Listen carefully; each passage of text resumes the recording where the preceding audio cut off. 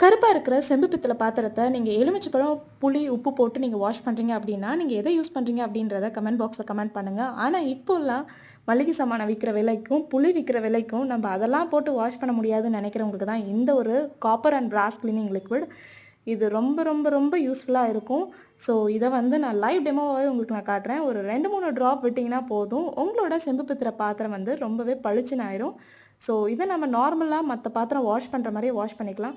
இதில ஒரு அட்வான்டேஜும் இருக்குங்க. நம்மளோட நெகம் எல்லாமே நம்ம இந்த பாத்திரம்லாம் விளக்குனதுக்கப்புறம் கருத்து போகும்ல, அந்த இது வந்து இந்த லிக்விட் யூஸ் பண்றதுனால வரப்போறது கிடையாது. ஸோ இந்த ப்ராடக்ட் வேணும் அப்டின்னா mavashiva.com அப்படின்ற வெப்சைட்ல அவைலபிளா இருக்கு. இவங்களோட product Amazon, Flipkart, Meesho, JioMart இதுலயுமே அவைலபிளா இருக்கு. காஸ்ட்டும் ரீசனபிளா தான் இருக்கு.